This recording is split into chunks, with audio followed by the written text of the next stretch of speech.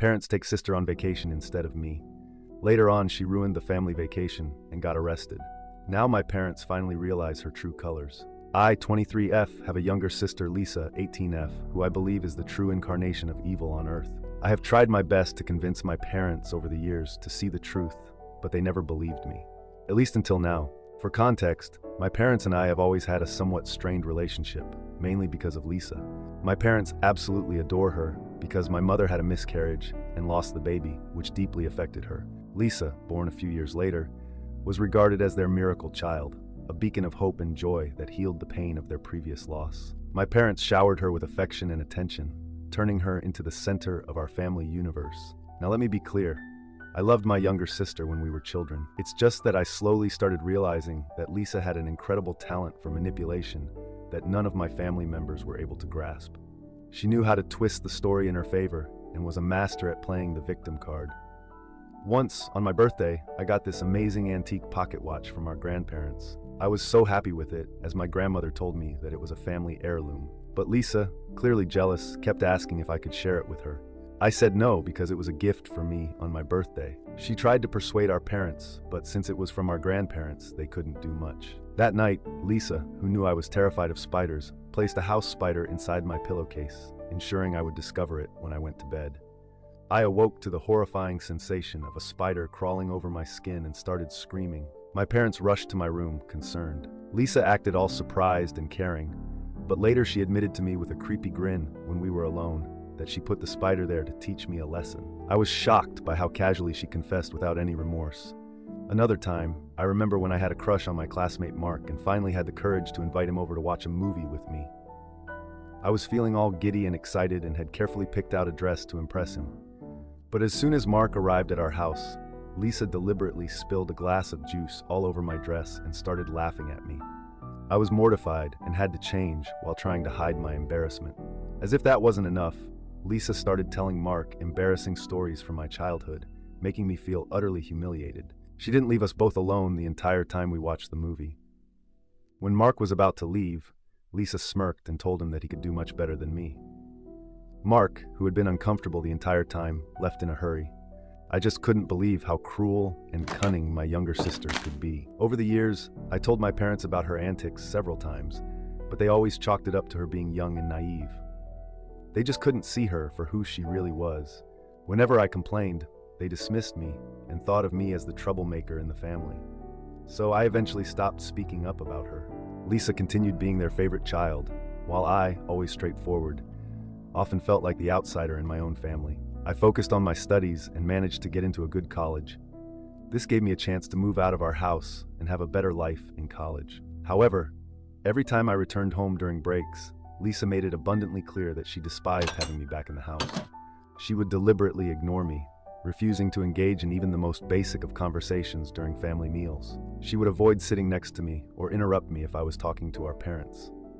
Her constant need to undermine my presence was evidence that she despised the idea of me being around and was determined to make my visits as uncomfortable as possible. Lisa even used to mess with my stuff, pretending that she needed to borrow things but would often damage them or lose them instead.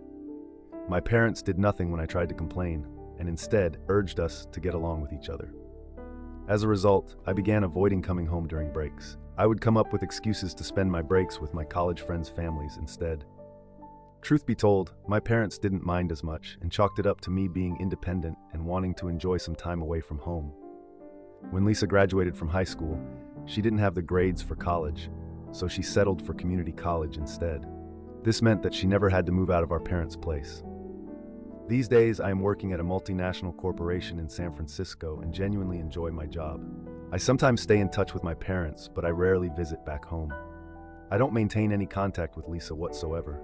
Now, coming on to the story, my father recently had a near-fatal heart attack. Fortunately, he survived by some miracle and was rushed to a hospital.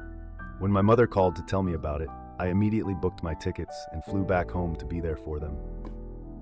The doctors prescribed numerous medications for my father and strongly advised him to start working out since being discharged. My father has expressed a desire to spend more time with us as a family and told me how lucky he was to be saved from the brink of death. I understood where my dad was coming from, so I continued spending a few days at our house. My job has the option to work remotely, so it was no problem. However, I noticed that Lisa was deeply agitated that I was back. I tried my best to avoid her because we were both older now, and I didn't want to argue. After our dad's heart attack, one morning during breakfast, my father suggested that we all go on a family vacation, as it had been a long time since we all went somewhere together. Initially, I had my reservations, but knowing how important it was to my dad, I agreed. As for Lisa, well, she wasn't thrilled about it, but she had no choice but to go along with the plan. My father made all the arrangements for our flights and accommodations. I had planned my leave from work in advance and informed my colleagues not to contact me during this time, as I genuinely wanted to enjoy quality time with our parents. However, when we arrived at the airport, I found out that my flight ticket had been canceled. I exchanged puzzled looks with my father, who kept insisting that he had booked and paid for my ticket. When we checked further, it turned out that out of the 4 tickets, the one with my name on it had been mysteriously canceled. As I stood there trying to comprehend the situation, I looked over at Lisa. She had a sly smile on her face as she stared at me. It was a look I had seen so many times before, the same expression she wore when she had successfully pulled off one of her manipulative tricks. I realized at that moment that she was the one who had canceled my ticket, probably from my father's computer.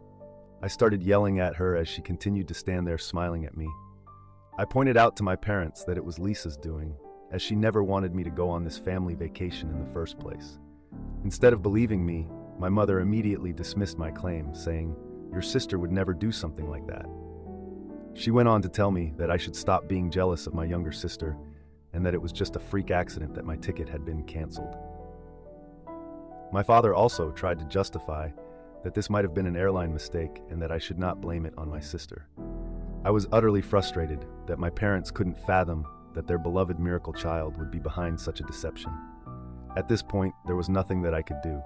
My ticket was already canceled, and there were no other flights for that day. While it was possible for me to catch a flight the next day, I didn't relish the idea of returning home, booking a new flight, and traveling alone. After all, this was supposed to be a family trip. I was also dreading sharing a room with Lisa during this trip. I had hoped that she had matured over the years, but if she was behind the cancellation of my flight ticket, I couldn't help but wonder what other schemes she might have in store to make my trip miserable. My father was initially hesitant, suggesting they could all go back home and plan a new trip later, but he then started talking about how it had been ages since he went on a vacation. My mother agreed, telling me that I always travel a lot for work, so I wasn't going to miss out on much on this trip if I didn't go. Their comments really got to me. It felt like they wanted me to insist they continue to go on this vacation without me. I told them that they were welcome to continue with their vacation if they wanted, and they readily agreed. Although I didn't want the money they had spent on the tickets and rooms to go to waste, I was sad that they didn't care whether I joined them or not.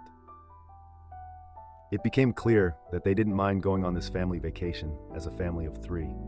So there I was, standing alone at the airport as my parents and Lisa headed for their much-anticipated vacation. I decided to return to my home in San Francisco, not wanting to spend a day further alone in our family house. I tried my best to put the incident behind me and focused on enjoying the rest of my leave that I had already taken from work. I reconnected with old friends and spent my days engrossed in books, turning my break into a solo vacation. During the trip, my parents would sometimes video call me, and I could see how much they were enjoying the trip without me. It was like my absence didn't really affect their trip in any way. Although I wasn't too heartbroken about missing the vacation, I couldn't help feeling excluded. It was yet another reminder of the favoritism that had always existed in our family. I hoped that someday they would see through Lisa's true nature, and I guess my wish finally came true. A few days into their vacation, I woke up to several missed calls from my mother, worried that my father's health might have taken a sudden downturn. I immediately called her back. Thankfully, she picked up, but she sounded extremely distressed. I asked her if everything was okay, and she went on to explain that something deeply troubling had happened. Apparently, my parents had noticed that my father's essential heart medications were disappearing day by day. It was an alarming situation, as my father couldn't afford to miss his medication given his fragile health. They were in a foreign country and didn't know if the same medicine would be available outside of the US.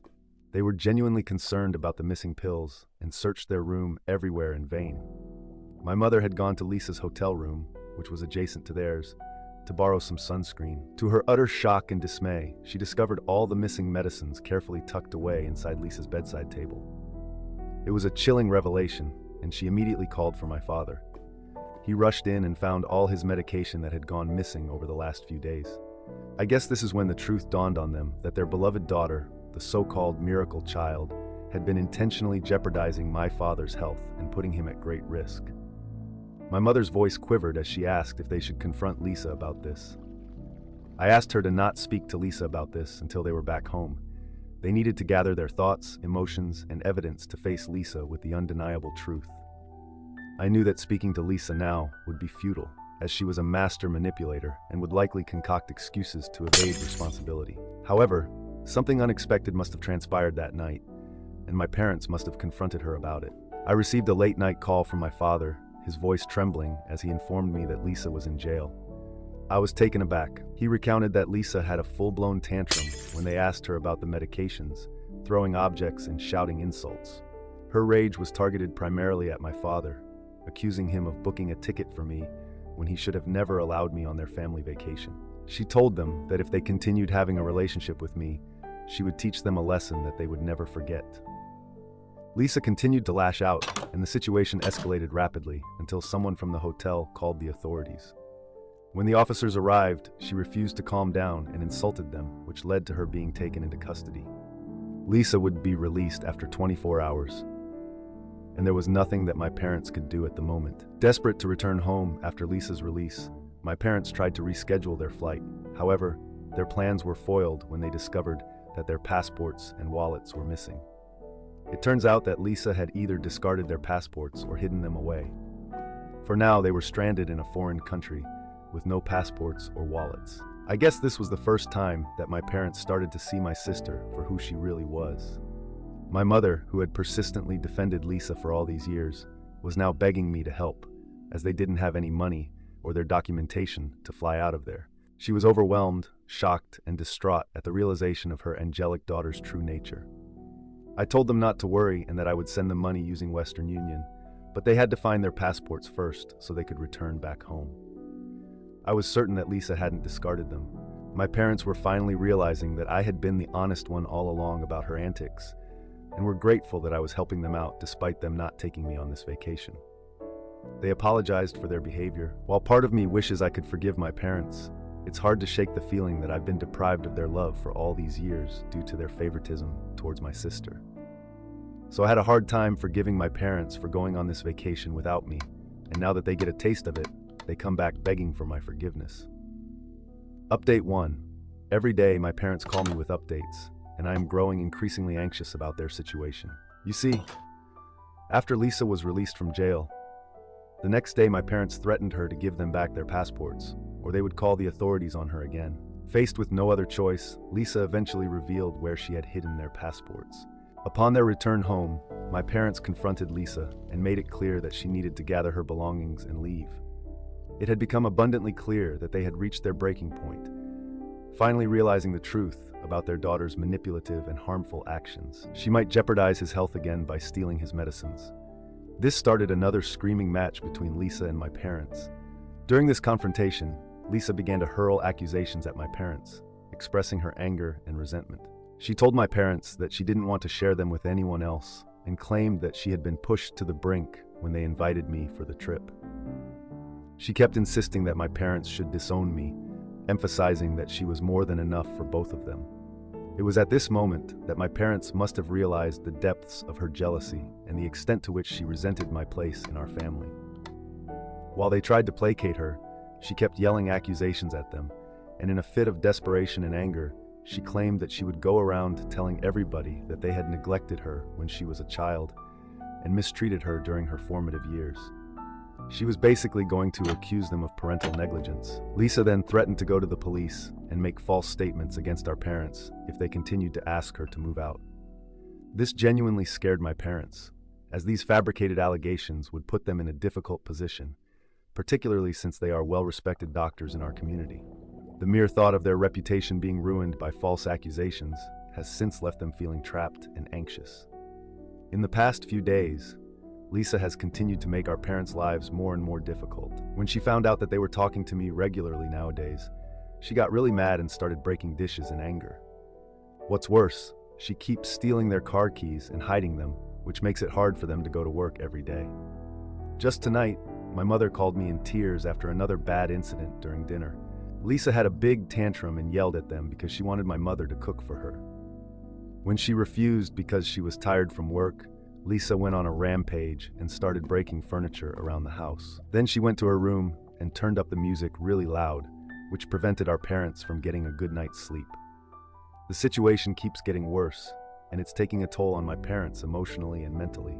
I'm increasingly concerned about what might happen next. While I had hoped my parents would see Lisa's true nature, I now worry that she could pose a real threat to them. I can't even return home at the moment because it might trigger her further and lead to more explosive confrontations. I'm doing my best to persuade my parents to consult with a lawyer so we can find a permanent solution to this ongoing crisis. The legal route seems like the best way to protect my parents and restore peace to our family. Update 2. Lisa has been arrested, as many of you predicted. With Lisa's increasing antics, this was bound to happen. One night, she came at our parents with a knife during a big fight. This terrified my parents, and they were forced to call the police. The officer swiftly took her into custody, placing her under arrest on charges of assault. With Lisa in custody, our parents decided it was time to pursue a more permanent solution. They consulted with an attorney who advised them on the legal process for evicting her from their home. They filed a formal eviction notice that stated she had to leave. They knew it wasn't easy, but it was necessary to make things safer. Our parents didn't want to continue pressing any charges on her, as they just wanted her to move out. They bailed her out of jail and handed her a formal notice telling her she had to move out. It had all the legal stuff explaining why she had to go and when she needed to leave. My parents made sure they did everything by the book, so Lisa couldn't challenge it. Next, they went to court with their lawyer to start the eviction process. It meant filing a lawsuit against Lisa. This was all pretty hard on my parents since it was their own daughter they were taking to court. They felt really sad, guilty, and like they had no other choice. The court finally gave an official order that said Lisa had to leave the house. If she didn't go on her own, they would have the legal right to make her leave the property. Lisa is going to be out by next week. My parents can finally breathe a sigh of relief, knowing that they have taken a step towards getting their home and peace back. It's been a tough road, but they're hopeful that things will get better once Lisa moves on. I have stayed in touch with them throughout this ordeal and plan on bringing them over to San Francisco for a few weeks. It's a way to give them a break and let them relax after all they have been through. I'm sure they could use a change of scenery and some time away from the stress Lisa has caused. Plus, it'll be a chance for us to spend some quality time together, and I want to support them as much as I can. Update 3. I have received hundreds of comments under my post, and it's taken me some time to go through them. Many of you have suggested that we should consider getting Lisa checked out to see if there might be a mental health issue at play here. The thing is that since she's an adult, we can't force her to go for a checkup against her will. Due to her sudden violent outbursts, we don't want to push her and make this situation more complicated than it already is. As I mentioned in my last update, my parents flew down to San Francisco to spend a few days with me. They are here to take some time away after what they went through the last few months. Yesterday evening, as we gathered around the dining table in my cozy apartment, my parents began to open up to me, their voices laced with humility and regret. They admitted that they had been blind to Lisa's true nature over all the years and begged for my forgiveness. My father expressed his remorse for not heeding my warnings earlier. He admitted that they never expected Lisa to turn out this way and were unable to see the truth that lay beneath her charming facade. My mother echoed my father's sentiments and acknowledged the gravity of their mistake in dismissing my concerns about Lisa's behavior over the years. Her voice trembled as she voiced the pain of realizing how they had failed me by favoring her. I let them know that I appreciated them taking the first step in seeking my forgiveness. I shared several painful memories of the years of torment I endured due to Lisa's actions. My parents listened, utterly shocked and dismayed at the extent of what I had endured on my own.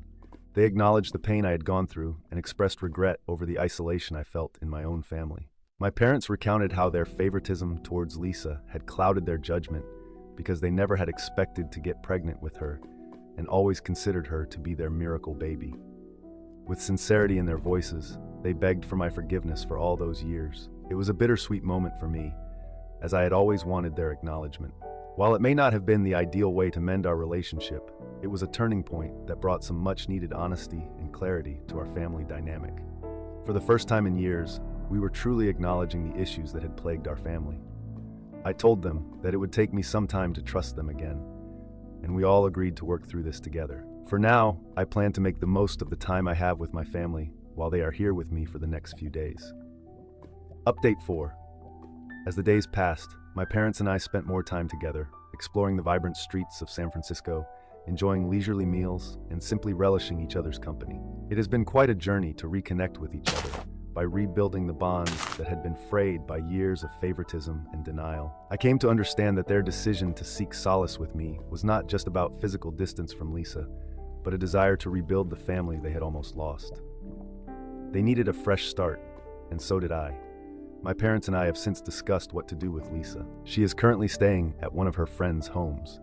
We can't simply abandon her despite the turmoil she has caused in our lives. As parents, my mom and dad feel a profound sense of responsibility towards their daughter, even if her actions have been unforgivable. We have come to terms with the fact that her behavior might not be just willful mischief, but might be indicative of deeper issues. We plan to explore the possibility of a mental health evaluation to better understand her condition. However, since Lisa is an adult, we can't force her into such an assessment and plan to find a way to encourage her to seek help voluntarily. My parents plan on reaching out to Lisa once they are back home to see if she is open to a discussion. I don't want to contact her because she still holds a strong grudge against me, and I'm trying not to worsen the situation for the sake of her mental health. Considering the past incidents of aggression and violence, I have encouraged my parents to meet her in a public place so that she would be forced to control her emotions. Our primary goal is for Lisa to grasp our perspective, and most importantly, recognize the deep love and concern we hold for her. It's not about assigning blame, but rather about coming together as a family to address the issues that have strained our relationship.